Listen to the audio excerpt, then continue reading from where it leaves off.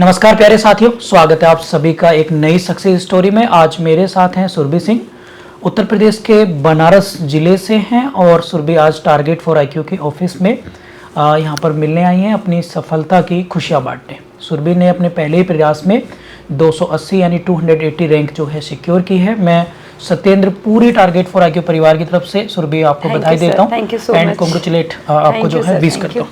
सबसे पहले आप अपने एकेडमिक के बारे में बताइए कि आपका एकेडमिक क्या रहा और ये स्टार्टिंग कैसे स्टार्ट हुई आपकी। जी सर सबसे पहले मैंने LLB किया 2017 में एडमिशन लिया। उसके पहले सर मेरा मास्टर रहा इकोनॉमिक्स में। हाँ सर BHU से रहा। उसके बाद देन मैंने LLB में एडमिशन लिया 2017 में। आफ्टर दैट सर 2020 में मेरा LLB कंप्लीट हुआ।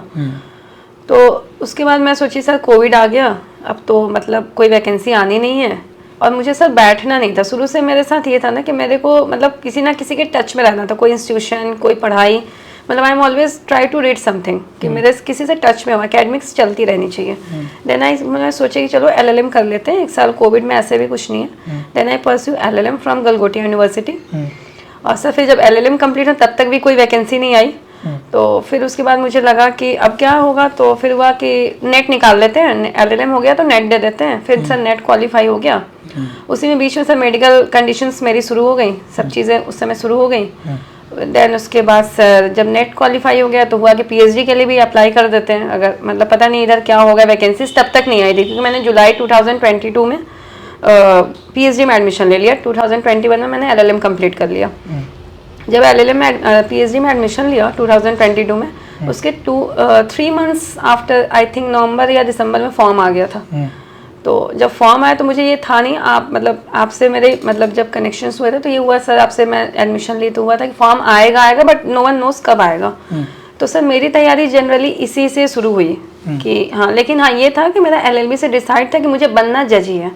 आई have to become a judicial officer, obstacle चाहे कुछ भी हो। अच्छा, ये फिर आपकी जर्नी डिसाइड हो गई। जी सर। अब आते हैं एग्जाम पर। जी सर। UPPCH का नोटिफिकेशन आ जाता है। जी सर। आपकी क्या रणनीति रहती है? आप हमें प्रीलिम्स पे पहले फोकसली प्रीलिम्स को बताइए, क्या क्या आपके सोर्सेज रहे GS पेपर को लेकर और लॉ पेपर्स को लेकर। सर जब नोटिफिकेशन आया तो मैं फॉर्म तो भर दी बट मैं तैयारी शायद फरवरी में पेपर था और मैं तैयारी दिसंबर से मतलब पहले से पढ़ा था, मेरा ऐसा नहीं यही था कि मैंने सोर्स नहीं बदला और मैं ट्रस्ट कर लेती थी कि अगर मैं सर से जुड़ी हूँ तो सर जो दे रहे हैं इतने से आएगा, अगर इतने से नहीं भी आया तो इसको इतनी बार पढ़ लो कि अगर इसके बैकग्राउंड से भी आता है तो you will able to cover कि आप वो चीज़ को अटेम्प्ट कर लोगे। तो मेरा GK GS का सर नॉर्मल यही फंडा था कि जो आप मैगजीन दिए थे उसका मैं निकलवा ली थी प्रिंट और सर आप उसको मैं प्रिंट करा के बस उसको देखते रहती थी। क्योंकि आप बोले थे कि जैसे होता है ना, एक बार के लिए होता है कि दृष्टि देख लो, स्पीडी देख लो, ये देख, लेकिन सब में अगर G20 आपको पढ़ना है और आपको एक जगह से G20 मिल रहा है तो आप 20 जगह से पढ़ोगे तो G20 ही लिखा रहेगा। तो एक सोर्स को होता है ना, उसको मैं तरह तरह का हाईलाइटर रखती थी। तो एक बार पढ़ती थी तो एक से कलर करती थी कि सत्येंद्र सर एक बार पढ़ा दिए, और जब आप दोबारा कभी रिवीजन करते तो फिर दोबारा उसको हाईलाइट करती थी कि दोबारा पढ़ लिए। तो उससे क्या होता था कि अगर तीसरी बार मुझे याद नहीं आया तो दैट्स माई वीकनेस कि क्यों नहीं याद आ रहा है। तो मेरा यही था सर कि कांस्टेंट सोर्स पे मतलब फोकस करो, 20 जगह नहीं दौड़ो। बिल्कुल, वेरी गुड। प्रीलिम्स के लिए आपकी क्या स्ट्रेटेजी रही GS पेपर के लिए और लॉ पेपर के लिए? और मतलब आपने डायरेक्ट पे फोकस किया, नोट्स बनाए, रिवीजन किया, PYQ निकाले, क्या क्या आपकी रणनीति रही, प्लीज वो शेयर करिए। सबसे पहले सर मैंने सिंगल का प्रीवियस ईयर क्वेश्चन पेपर वो तो लिया था मैंने UP का, क्योंकि सब लोग बोले कि प्रीवियस ईयर पैटर्न आता है, प्रीवियस ईयर पैटर्न आता है, लेकिन मेरे को अंदर से हमेशा लगता था कि that pattern will not be followed, मुझे थोड़ा सा डाइवर्सिफाइड होना चाहिए। तो सर असल में होता क्या था, थोड़ा सा स्टार्टिंग में मुझे मीडियम की दिक्कत हुई, लेकिन मैं सोची कि अगर मैं इसको सोचूंगी तो फिर ये दिक्कत हो जाएगी, क्योंकि अगर आप एक दिक्कत के बारे में सोचो तो उससे 1000 दिक्कतें ब्रांचेस निकलने लगते हैं। तो मैं बोली लैंग्वेज पेपर भी तो आएगा, उसमें यूज कर लेते हैं। तो आपके क्लासेस लेक्चर, मुझे हिंदी बिल्कुल नहीं आती थी क्योंकि मैं क्लास 10th में लास्ट टाइम हिंदी पढ़ी थी। उसके बाद मेरी पूरी जर्नी इंग्लिश में रही, यूनिवर्सिटी में भी मेरा लेक्चर इंग्लिश में चलता था। तो आपका जो लेक्चर होता था मैंने उसको लैंग्वेज में यूज कर लिया, और प्रीलिम्स में मेनली मेरा फोकस MCQ पे रहता था। ठीक है, मैं और MCQ पे ऐसा रहता था कि जब मैं जैसे एक बार कर लिया। अब ये नहीं कि 1000 MCQ कर लिए तो छोड़ दिए, नहीं, बहुत लिमिटेड करती थी। और मैं पढ़ती ज़्यादा थी, मुझे लगता था कि अगर कंसेप्ट है दिमाग में ना तो क्वेश्चन सॉल्व हो जाएंगे, कि because the competition is very tough और बहुत डाइवर्सिफाइड फील्ड भी है, आपको पता नहीं कि क्या पूछेगा। ये आप भी कहते थे कि मैं जितना पढ़ा रहा हूँ इतने तक नहीं रहो, अपने से भी मेहनत करो। तो आप अगर एक टॉपिक पढ़ा देते थे, आपको उस चीज़ का आपने लिख दिया है, तो मैं उस पर ना स्टार बना के, स्टार मतलब उसी का जिस्ट ऊपर लिख देती थी पॉइंटर टाइप से, कि पूरा ना पढ़ना पड़े, उसको पढ़ के। और प्रीलिम्स में एक चीज़ और मैंने किया था कि आपने बोला था कि जैसे कुछ जैसे लास्ट टाइम में जो आप मतलब बताते थे, तो एक रजिस्टर बना लिया था मैंने, उसमें प्लेसेस को 2-2 लाइन में 2-2 लाइन में क्यों न्यूज़ में है, वो मेरा प्रीलिम से ही शुरू हो गया था।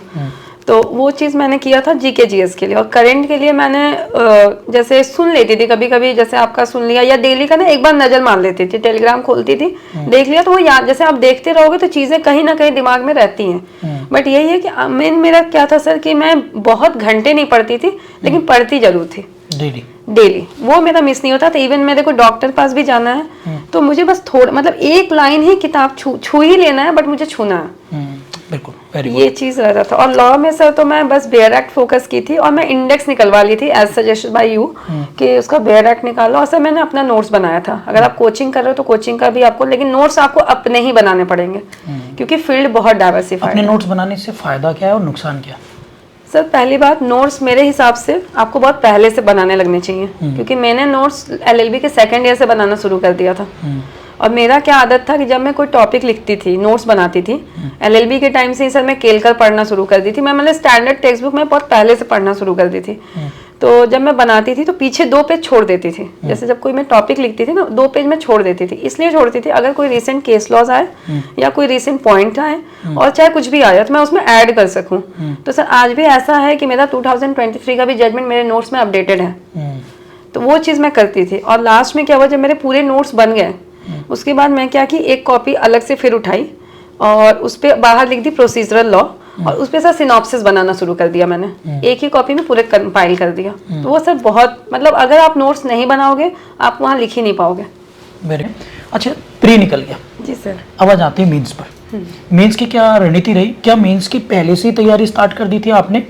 सर कहीं ना कहीं जो मैं प्री का नोट्स बनाई थी ना, जैसे अब आपको हम एक चीज़ बताया, जैसे आपने बताया था ऋषि सुनक, जैसे आपने बोला ऋषि सुनक, तो मैं क्या करती थी, ऋषि सुनक ऐसे लिखी, जैसा कि आपका सजेशन था, उसको ऐसे गोल कर देती थी रजिस्टर में। और एक ही मेरा मोटा रजिस्टर होता था, उसमें person in news, places in news, सारा बाइफर्केशन कर ली थी मैं।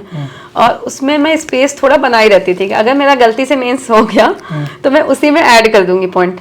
और सर मेंस में उतना लिखना ही नहीं होता है, आपके पॉइंट्स उतने ही हो जाते हैं। वो प्री वाला ही मेरा मेंस में काम आ गया था, उसमें बस थोड़ा ऐड ऑन कर दी थी।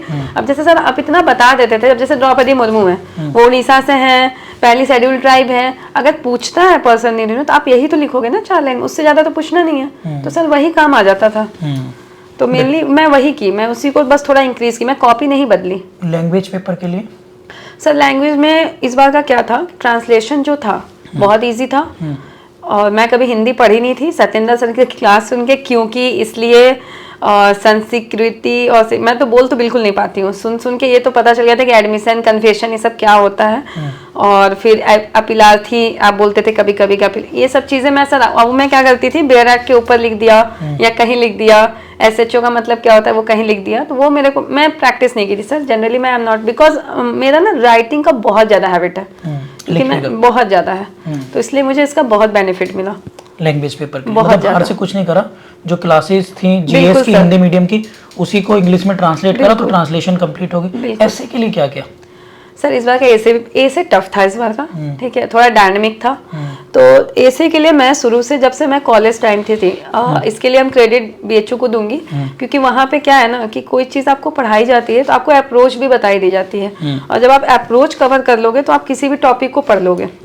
तो मैं वहाँ जब पढ़ती थी तो सर को देखती थी, जैसे कोई भी प्रोफेसर को, कि जब वो कोई टॉपिक पढ़ाते थे तो उसका ब्रॉडर पढ़ाते थे, उससे क्या होता था, घूम के भी आएगा ना, तो आप अगर वो बता दे रहे हो तो उससे कवर हो जाता था।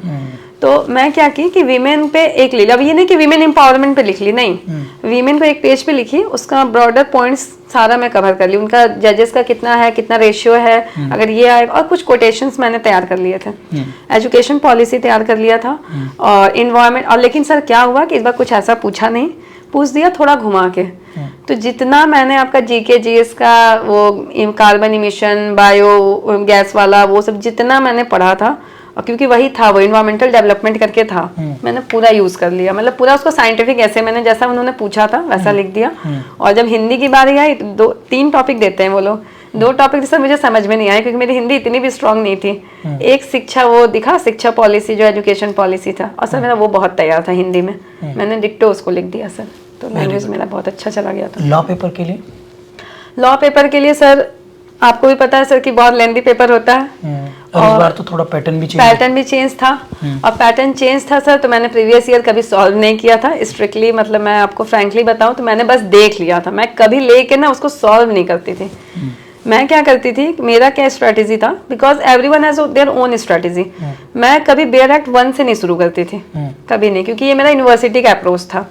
सर का कहना ये होता था कि केस कैसे, जैसे अगर मैं सीआरपीसी की बात करूं तो केस कैसे स्टार्ट होता है, तो केस एफआईआर से आप जाओगे ना, कंप्लेन करोगे, एफआईआर होगा या तो एनसीआर होगा, तो वहां से क्यों ना शुरू करें, एफआईआर होगा, अगर उसके आगे क्या हो, तो मैं वैसे पढ़ती थी। अगर मैं एफआईआर पढ़ ली तो उससे कोई क्वेश्चन आए उसका मैं सिनॉप्सिस बनाती थी, 1 पेज में मैं 1 चैप्टर सीआरपीसी का कंप्लीट कर देती थी विद इन केस लॉ और उसके टॉपिक्स इसेंशियल, और उतना ही मैं लिख के आई थी। मैं सर कभी पूरा पेज नहीं भरी हूँ मेंस में, कभी नहीं, मैंने को जितना आया मैं उतना ही लिखी हूँ, एक्स्ट्रा चीजें मैं लिखी ही नहीं। तो वो, और सर केस अगर याद है तो लिखती थी, और नहीं तो इन द सर्टेन मैं गलत नहीं लिखती थी सर, और ना एक्स्ट्रा भरती थी कॉपी। लोकल लॉ पेपर के लिए? लोकल लॉ में सर एक बुक है, उसके लिए मैं सजेस्ट करूंगी, वो बुक इज रियली नाइस, सामर्थ अग्रवाल की एक बुक है सर। उन्होंने क्या किया था कि क्योंकि सर उसमें मटेरियल आपको मिलता नहीं है लोकल लॉ में, एक बेयर एक्ट रहता है उसमें इंटरप्रिटेशन नहीं दी, और इस बार तो सर जो लॉ ऐड हो गए थे जीके जीएस में, वो भी एक एक्स्ट्रा बर्डन था। तो उसके लिए मैंने सामर्थ अग्रवाल की बुक पढ़ी और बेयर एक्ट पढ़ा। नोट्स सर मैं क्या करती थी, बेयर एक्ट में बना दी थी, और सर उतने और सर एक चीज होता है, एक प्रेडिक्शन कह लो या कुछ कह लो, मैंने जितना प्रेडिक्ट किया था कि इस बार पैटर्न चेंज होगा, कंडीशनल क्वेश्चंस आएंगे, थियोरेटिकल ज्यादा नहीं पूछेगा, और सर वही हुआ, और मेरे लिए वो बहुत बेनिफिट हो गया था। Very good. अच्छा, मेंस हो जाता है? हाँ सर। मेंस के बाद अब आता है इंटरव्यू की बारी। जी सर। तो इंटरव्यू की तैयारी आपकी कैसी रही, और उसमें मॉक इंटरव्यू का कितना महत्व देखती हैं? पहले तो मैं ये कहूँगी सर कि अगर आपको पूरा कंसेप्चुअल क्लैरिटी हो जाती है, ठीक है, और जब आपको हर, जैसे मेंस देने के बाद जब आपका मेंस निकल जाता है तो आपका कॉन्फिडेंस लेवल जो होता है ना, नॉलेज के मामले में इतना हो जाता है कि अगर आपसे कोई टॉपिक पूछेगा तो you will able to understand कि what you have to say. और सर एक चीज़ आपके पास में मैंने मॉक दिया है, तो उस समय मेरे को उसके पहले जो आप लोग ने क्लास है उसमें बताया गया था कि ज़्यादा नहीं बोलना है। आपको अगर पूछा जा रहा है कि व्हाट इज कंसिडरेशन, तो आपको बस इतना ही बोलना है कि consideration is essential part of contract and it is a terms of contract, बस इतना ज़्यादा नहीं बताना है कि कहाँ क्या है, कब हो सकता है, कब। तो मेरा क्या था कि मैंने जो इंडेक्स सर वो जो था ना, वो मेरा प्री से लेके इंटरव्यू तक चला, तो उसकी स्थिति बहुत दयनीय हो गई है। तो मैं एक बार उसको फ्लिप थ्रू कर ली, और जो सर वो जो जीके जीएस का रजिस्टर था, और सर मैंने एक्स्ट्रा कोई नहीं, बस एक बार क्या करती थी, शीशे के सामने खड़े होके एक बार सर आपने जो बोला था कि बार मार्क्स नहीं कटेंगे, आपको सॉरी बोल देना है, और यहाँ जब सर दे ली थी ना तो मेरा डर खत्म हो गया था। तो मुझे वहाँ एकदम, और मेरा पहला इंटरव्यू था, मतलब इन द सेंस कि उस दिन का पहला मेरा ही था, मुझे एकदम डर नहीं लग रहा था। प्यारे साथियों, सुरभि जो है हमारे GS paper pre, GS paper base और मॉक इंटरव्यू प्रोग्राम का हिस्सा रही है। अच्छा सुरभि, जब आप वहाँ पे रियल इंटरव्यू देने गए, जी सर, तो वहाँ पर किस तरह का एनवायरनमेंट था, क्या क्या क्वेश्चन पूछे गए, कोई क्वेश्चन याद आ रहे हैं? हाँ सर, क्वेश्चन मुझे सारे याद हैं। हाँ तो बताइए प्लीज़। हाँ सर, पहले तो मैं गई, तो अंदर जब मैं घुसी तो उन्होंने बोला कि प्रेजेंटली आप क्या कर रहे हो? हम बोले sir I am pursuing PhD from Banaras Hindu university. तो बोलते हैं अच्छा पीएचडी कर रहे हो, तो आप 2020 में एलएलबी भी कर लिए हो, फिर 21 में एलएलएम, फिर तो आप असिस्टेंट प्रोफेसर क्यों नहीं बन जाते हो? हम बोले सर, फिर मैंने उनके लिए आंसर, मैं पहले से माइंड सेट करके गई थी, क्योंकि मुझे ये पता था कि ये पूछेंगे, क्योंकि अगर आप पीएचडी और वो भी ऐसे यूनिवर्सिटी से कर रहे हो तो why you are not pursuing for professorship. तो मैंने उसका आंसर दिया, तो सर बोले अच्छा, तो फिर लिटिगेशन भी अच्छा है, वहाँ भी आपको जस्टिस एंड ऑल का पोजीशन मिलता है। तो मैं फिर उसका भी जवाब सर मतलब तैयार करके गई थी कि क्या उनको बताना है कि I am not choosing for litigation and I am opting for judicial officer. तो ये हुआ सर। फिर उसके बाद वही बोर्ड के मेंबर जो ऑनरेबल मेंबर थे उन्होंने पूछा, चीफ मेंबर जो थे, उसके बाद सर जो हाई कोर्ट के सर थे वो उन्होंने बोला कि उन्होंने कंडीशन बेसिस क्वेश्चन शुरू कर दिया उन्होंने, और बहुत लंबा लंबा क्वेश्चन। पहले तो उन्होंने बोला कि पीएचडी का टॉपिक बताओ, तो मेरा सर पीएचडी का टॉपिक सीआरपीसी से रिलेटेड है, विक्टिम से रिलेटेड है। तो उन्होंने कंडीशन बताना बोला कि अच्छा ये बताओ जो सीआरपीसी में जो चेंज, जो बोले कि जो न्यू बिल आई है अभी जो पास हुई है न्यू सीआरपीसी, उसमें क्या चेंजेस तुम चाहते हो, जो चेंजेस हो उसको ना बता के तुम अलग से चेंजेस बताओ, तुम क्या चाहते हो तुम्हारे टॉपिक से रिलेटेड। तो सर मैंने ये भी तैयार करके गई थी। तो मेरे सुपरवाइजर जो है उन्होंने ये बोला था कि तुम अपना पीएचडी का टॉपिक पूरा तैयार करके जाना, इसके इर्द गिर्द पूरा घूम जाना, क्योंकि वो उससे पूछेंगे। और सर मैंने यही किया था, वो उसका पूरा तैयार कर लिया था कि मजिस्ट्रेट को क्या पावर मिल जानी चाहिए, विक्टिम से कैसे, ये था क्वेश्चन। उसके बाद सर उन्होंने फिर सेशन जज का, जुडिशल, उन्होंने फिर एक क्वेश्चन बहुत अच्छा पूछा था कि आप कोर्ट में बैठे हो, कोई सेलिब्रिटी आता है आपके कोर्ट में, तो आप कैसे हैंडल करोगे। सर सेम क्वेश्चन आप लोग ने वहाँ पे शायद लॉ एक्सपर्ट सर जो थे उन्होंने पूछा था। तो फिर मैंने उनका जवाब दिया, तो बोले नहीं नहीं मुझे ये बताओ कि मीडिया का बहुत इन्फ्लुएंस होता है ट्रायल में, तो क्या, फिर मैंने उसका भी बताया कि सर ऐसे ऐसे, बोले अच्छा ठीक है। फिर सर और क्वेश्चन पूछे कि जैसे मान लो आप जज हो और आपने कोई ऑर्डर पास किया है और हाई कोर्ट से वो बंदा जाता है, ठीक है, आपने मतलब उसको कन्विक्शन दिया है, लेकिन वो हाई कोर्ट से वो डिस्चार्ज ऑर्डर लेके आता है, लेकिन आपके पास पूरा प्रूफ है कि उसको डिस्चार्ज नहीं मिलनी चाहिए, तो आप क्या करोगे इसमें। तो हमने sir by virtue of 483 of CrPC, वो सुपीरियर अथॉरिटी है, अगर वो डिस्चार्ज दे रहे हैं तो मैं उनके सबऑर्डिनेट हूँ, मैं डिस्चार्ज का दे दूँगी, उसके बाद मैं ऐसा कोई ग्राउंड नहीं देखूंगी। बोले अच्छा, तो हंसने लगे सर। फिर उसके बाद सर ने फिर वही कंडीशन बेसिस पूछा, फिर उन्होंने सब्जेक्ट एक्सपर्ट बैठे हुए थे, तो सर उन्होंने पूरा कॉन्ट्रैक्ट से क्वेश्चन, जूरिस्प्रूडेंस से, वही सब बेसिक कि कंसिडरेशन के बिना कॉन्ट्रैक्ट हो सकता है कि नहीं, फिर क्वासी कॉन्ट्रैक्ट क्या होता है, कैल्सन का डेफिनेशन बताओ, प्योर थ्योरी ऑफ लॉ, मतलब अच्छा खासा चला था क्योंकि फर्स्ट मेरा ही था ना, तो 30-40 मिनट इंटरव्यू अच्छा खींच गया था। जब पूरा हो गया तो उन्होंने बोला कि all the best and very good. हमने thank you so much sir. तो आपको लग गया था कि सिलेक्शन हो सर वहाँ मेरे को अगर मुझे लगा अगर मेंस में अच्छा होगा तो मेरा इंटरव्यू काफ़ी अच्छा गया था। जिस दिन रिजल्ट आया, जी सर, रिजल्ट आने से 5 मिनट पहले का क्या माहौल था, आप क्या कर रही थी, और जैसे रिजल्ट आया फिर आपकी क्या रिएक्शन थी और फैमिली की क्या रिएक्शन थी। जी सर, तो मेरा तो सर जब रिजल्ट जिस दिन आया था 30 अगस्त को, वो मेरे लिए लाइफ का सबसे ऐतिहासिक दिन हो गया। तो एक बार आपने बोला था कि जब पीडीएफ में नाम आता है ना, उस दिन से आदमी सेलिब्रिटी बन जाता है, एक नॉर्मल इंसान से एक सेलिब्रिटी वाली फीलिंग आ जाती है। और सर मेरे साथ क्या था कि मैं घर नहीं जाती थी कभी, मैं सोसाइटी में जल्दी, मैं सोशल नहीं थी सर, बहुत प्राइवेट रहती थी, और मैं सबको फ़ोन पे किसी को बात नहीं करना, ब्लॉक करना, मतलब even they not recognise me from the, मतलब 2019 के बाद मैंने किसी से मिला ही नहीं। तो सर जब रिजल्ट आया तो मेरे को फ़ोन आया, एक मेरे मतलब सर हैं, नीरज सर हैं, उनको आया, फिर मेरा एक बहुत अच्छा फ्रेंड, बेस्ट फ्रेंड है नीलेश, उसने फ़ोन किया कि सुरभि तुम जज बन गई, तुम जुडिशियल मजिस्ट्रेट सुरभि सिंह हो गई। कुछ देर सर मुझे बिलीव नहीं हुआ, क्योंकि मुझे ना आज तक कोई चीज़ इतनी आसानी से मिली नहीं थी, और फर्स्ट अटैम्प्ट के साथ सब लोग बोले कि किसी का थर्ड अटैम्प्ट, किसी का सेकंड अटैम्प्ट, सब मतलब हमसे तेज बैठे हुए थे। हमने अच्छा हम जज बन गए, हम बोले अच्छा रुको मिला लेते हैं, और जैसे मिला, सर मिलाने का टाइम कहाँ, इतना फ़ोन, मतलब जो मुझे नहीं भी जानता है वो भी फ़ोन, लेकिन मैं किसी का फ़ोन नहीं उठाई टिल देन। पहले मैं भगवान का बहुत बहुत रिजल्ट मिला के किया, उसके बाद सबसे पहला कॉल मैंने मम्मी को किया, और मम्मी को हमेशा ये सुनना रहता था कि मेरी बेटी जज बन गई। तो हम बोले मम्मी तुम जज की माँ बन गई, मैं जज बन गई। और फिर तो जो रिएक्शन था मतलब अल्टीमेट, फिर मैंने इसको फ़ोन किया क्योंकि मेरे पापा के पास था, बोले सनी मैं तुम्हारी बहन जज बन गई, और मैं तो फिर तो सर वो माहौल ही अलग था, मतलब लोगों जो लोग आपको ताना मारते हैं वो लोग ही कहेंगे कि नहीं आप तो बहुत मेहनत करते हैं। ओके अच्छा सुरभि, ये बताइए कि जैसे रिजल्ट आया, रिजल्ट आने के बाद घर में इमोशनल मूवमेंट तो होता है, बिकॉज संघर्ष, इस सफलता में सबसे ज़्यादा किसका योगदान आप देखती हैं। आप पहले तो इमोशनल मत होइए, पानी पीजिएगा पहले, और क्या ये बताइए कि इसमें पानी पी लीजिएगा पहले।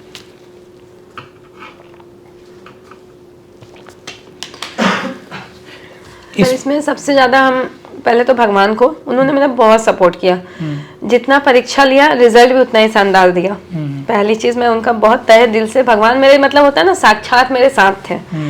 और दूसरा अपनी माँ को, उन्होंने काफ़ी स्ट्रगल किया, होता है कि अपने बच्चों को दूर रख के अकेले रह लेना बहुत बड़ा चैलेंजिंग होता है। उसके बाद सर मैं सनी अपना भाई जो छोटा भाई है उसका प्रिंट निकलवाना, टेस्ट सीरीज निकाल के देना, नीचे से प्रिंट करा के लाना, स्टेशन छोड़ना, और सर एक मेंटर कह लीजिए या फिर मेरे सपोर्टर कह लीजिए, वेल विशर कह लीजिए, नीरज तरार सर हैं, उन्होंने मेरा बहुत सपोर्ट किया। बाकी तो मेरे गुरुजन लोग हैं ही कि जो रास्ता दिखाएं, क्योंकि बिना सर पढ़ते रहो सिलेक्शन नहीं हो सकता जब तक आपको पता ना हो कि पढ़ना क्या है। सबसे बड़ा सर चैलेंजिंग जुडिशरी में अभी तक हमको यही लगा कि अगर आपको गाइड ना मिले ना, जैसे जीके जीएस लोग बोलते थे यूपी का बहुत टफ है, मुझे लगा ही नहीं, जब से मैं आपका ज्वाइन की ना मुझे लगा था यही तो पढ़ना है, हो ही जाएगा। यही तो वो आपका सबसे सेलेक्टिव होना कि व्हाट टू स्टडी। अगर ये नहीं कि एक ही टॉपिक को पढ़ रहे हैं तो रिसर्च तो सर कर ही रहे हैं, सर तो बोलते थे कि हम रिसर्च, आप तो बोलते थे कि हम रिसर्च कर रहे हैं, तो तुम क्यों कर रहे हो? जो मिला उतना ही पढ़ लो, वही याद हो जाए। तो मेरे साथ ये था कि सर मैं बहुत स्टैटिक हो गई थी कि मेरे को सर ये बोले यही पढ़ना है, इससे हमको दूसरा नहीं छूना है। माता जी खुश हैं आपकी? सर बहुत खुश हैं, वो तो मतलब बहुत ज़्यादा खुश हैं। उनका जीवन का एक ही सपना था। उनका क्या रिएक्शन था माता जी का? कहते हैं सर ज़्यादा खुशियाँ भी बहुत तेज नहीं बतानी चाहिए, वो भी बहुत नहीं। मेरी मम्मी का ब्लड प्रेशर पेशेंट है, ये बोला कि सुरभि तुम ऐसे बता दी हो, उसका वो बहुत ज़्यादा मतलब होता ना, और इतना रोई, मतलब बहुत ज़्यादा रोई। बोली मुझे विश्वास नहीं हो रहा कि मेरी बेटी पहली बार में कैसे सफल हो गई। मतलब बहुत संघर्ष तो बहुत रहा, लेकिन मैं कभी उसको ना ऑब्स्टेकल नहीं बनाई। वीकनेस होता था, डिमोटिवेट होती थी, बहुत बार होती थी, बट लोगों को नहीं दिखाती थी। और मैं सोचती थी कि अगर भगवान हमको ये दिया ना तो इससे अच्छा देगा, और दिया, और सर दे दिया, जितना लिया उससे बहुत ज़्यादा हमको दे दिया। Very good. मैं इस इंटरव्यू में जानबूझकर इनके जो छोटे भाई हैं उनको भी इसमें शामिल करना चाहूँगा, क्योंकि ऐसे मैं बताऊं कि मेहनत तो वास्तव में सुरभि ने की है, लेकिन उस मेहनत के पीछे उनके भाई का बहुत बड़ा रोल है। तो उनके भाई से हम लोग मिलते हैं। इनका वैसे तो सफलता में किसी एक व्यक्ति को हम लोग नहीं कह सकते, परंतु यहाँ पर हम एक्सेप्शन के रूप में देखेंगे सुरभि सिंह के मामले में कि सुरभि के साथ उनके भाई भी बनारस से चल के टारगेट फॉर IQ के ऑफिस में आए हैं, और जब मैंने इनसे बात करी तो बहुत कुछ हमें जानने को मिला। प्यारे साथियों, सफलता में किसी न किसी का बहुत बड़ा योगदान होता है अलग अलग चरणों पर, चाहे वो दोस्त हैं, पेरेंट्स हैं, टीचर्स हैं, या हर वो व्यक्ति जो किसी न किसी स्टेज पर आपकी मदद कर रहे हैं। सर इनको प्रिंट करके नोट्स देना, आपका जो आप नोट्स भेजते थे कि ट्रांसलेट करके हिंदी टू इंग्लिश, उसमें सर फिर मैं मार्क करता था ये क्वेश्चन का आप ये इंग्लिश में मतलब ये होता है, तो मैं उसको अंडरलाइन करके इनको देता था कि देख लो ये यही सर आज मैं पढ़ाया था। तो मैं उन्हें क्योंकि सर उसे प्रिंट फिर नीचे से जाके करवाने में और सर फ़ोन में टैब में पढ़ने में वो फील नहीं आती है जो पेपर में पढ़ने में आती है। तो सर मैं वो पेपर तुरंत मैं बोलता था कि पेपर में पढ़ो ज़्यादा फील आएगा वो, क्योंकि हमेशा रहेगा तुम्हारे पास। फ़ोन टैब वगैरह में पढ़ने में वो मतलब ये नहीं हो पाएगा, एक रिविज़न पर्सपेक्टिव से अच्छा होता है, बट उस टाइम मतलब एट अ टाइम तुरंत ये करना हो तो प्रॉब्लम होती है। तो मैंने तुरंत आपका प्रिंट जो आपका नोट्स होते थे ट्रांसलेट वाले, उससे सर मैं वो भी देख पाता था कि आप जो हिंदी में जो इंग्लिश है उसका क्या है मीनिंग, तो वो उससे काफ़ी बेनिफिट। हाँ सर, और सर आपका लेक्चर जो होता है सर वो बहुत फ्रेंडली होता था, अच्छा होता था। Thank you. अच्छा ये बताइए, जिस दिन रिजल्ट आया जी सर, तो आपको क्या लगा, कैसा लग रहा था? सर मैंने इससे 3-4 बार रिमाइंड किया, एक बार रोल चेक करो, सच बोल रही हो, सच बोल रही हो। दूसरा कॉल मुझे ये की थी तो मैं बोला कि सच बोले, तब तक मम्मी का कॉल आने लगा, तो कॉन्फ्रेंस मम्मी को भी लिए। बोले मैं सुन रही हो, तो मम्मी बोलती है बाबू सुन रहे हैं सुन रहे हैं हम। तो हम बोले ऐसा है कि अब उस समय मैं हॉस्पिटल में था पापा को लेके, तो उसके बाद फिर मैं घर पे गया, उसके बाद मम्मी को लिया। उसके बाद फिर क्या हुआ कि मैं बोला कि आ रहा हूँ, ये बनारस में थी उस टाइम, तो मैं इनके पास गया, 2 घंटे का रास्ता, तो इनके पास गया। उसके बाद फिर मम्मी इनको मिठाई खिलाई, ठीक है। फिर तो जब आप इनसे मिले घर पर आके, हाँ, क्या तो रिएक्शन था? वो मतलब ऐसा ही लगा कि मतलब वो सुरभि मतलब अलग ही, मतलब वो जो एक चार्मिंग फेस होता है जो मतलब एक कुछ टाइम के बाद जो आता है, ठीक है, मतलब इतना मेहनत करने के बाद हाँ भी हम सफल हो गए, वो चार्मिंग फेस दिख रहा था। मतलब इतना अच्छा लगा कि हाँ लगा कि वो सफल हो गई, इतना मतलब दिक्कत से सफल हो गई बस। आप हालांकि LLB कर रहे हैं अभी सनी, आप उन लोगों को क्या मैसेज देना चाहेंगे, खासकर उन लड़कों को जो अपनी बहनों को पढ़ने में सपोर्ट आपकी तरह तो बिल्कुल नहीं करते, मतलब कम करते हैं, या फिर यही कि बहन है तो पढ़ेगी क्या, तो क्या सर कभी किसी को अंडरएस्टिमेट नहीं करना चाहिए, और बहन को मेरे सपोर्ट करो, डबल मिलेगा सर, डबल मिलेगा। हाँ मतलब कि सोशल समझ लीजिएगा कि बाहर बहन पढ़ने जाएगी तो इमेज होगी, बहुत सारी चीजें चलती हैं इधर उधर की। नहीं सर, तो फिर मेरी आपका क्या मैसेज है? सर मेरा मैसेज यही है कि बहन को करेंगे, ठीक है, वो भी मेरी मतलब मुझे ही होगा, ठीक है, उससे ज्यादा खुशी हमें भी होगा, सही बात, ठीक है। आज सर क्या बहन बनी ऐसा थोड़ी है, मैं भी बना, कुछ हमें बना, कहीं भी जाएंगे तो अरे आपकी सिस्टर वो है, ओ नाइस, सही बात है। तो मतलब सर अच्छा लगता है, फील अच्छा आता है। प्यारे साथियों, बिल्कुल मैं एक ऑनेस्टी और नेचुरलिटी पर ही जीना पसंद करता हूँ, और सुरभि से मिलकर, इनके भाई से मिलकर बहुत अच्छा लगा। आप लोगों को बस मैं यही कहूँगा कि हिम्मत मत हारिएगा, यदि कोई और मैसेज आप देना चाहें अपने, हालांकि आप अभी प्रिपरेशन में, और मैं आपके लिए भी विश करता हूं कि एक दिन आप भी यहाँ सुरभि वाली चेयर पर आकर बैठे, और मैं यही चाहूँगा कि आप भी डेफिनेटली जुडिशियल मजिस्ट्रेट बने। और कोई और मैसेज देना चाहें आप? सुरभि के सफलता में सबसे ज़्यादा जो कंट्रीब्यूशन समझिएगा, एक भाई, हालांकि वो सब भाई करते हैं अपने बहनों के लिए, लेकिन सुरभि ने मुझे बताया कि किस तरीके से सारा सामान, पूरा 3rd फ्लोर पर ये लोग रहते थे दिल्ली में, दोनों भाई बहन, और बहुत ज़्यादा स्टडी में, हालांकि कभी कभी क्या होता है कि हम दूसरे की पढ़ाई पढ़ना नहीं चाहते, दूसरे की पढ़ाई नहीं पढ़ना चाहते हम, तो फिर भी एक भाई ने एक बहन के लिए, अपनी बहन के लिए, उसके सपने के लिए अपना पर्सनल टाइम देकर, अपनी पढ़ाई छोड़कर, अपने कामकाज छोड़कर उनके सपने तक उन्हें पहुंचा दिया है।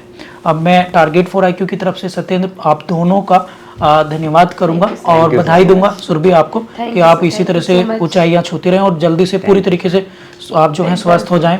और अभी भी इनके पिताजी की हालत बहुत मतलब स्थिति खराब है। इनके पिताजी का इन्होंने बताया, मुझे फोटो भी दिखाया था, तो उनकी बहुत मेडिकल जो है स्थिति खराब है। मैं चाहूँगा कि आप कमेंट बॉक्स में इनके पिताजी के लिए ज़रूर प्रे करेंगे। तभी हम उसे यहाँ पर मिलने आए हैं सुरभि पर्सनली, एंड मैं आप लोगों दोनों को धन्यवाद दूंगा यहाँ पर आने के लिए। बहुत बहुत धन्यवाद।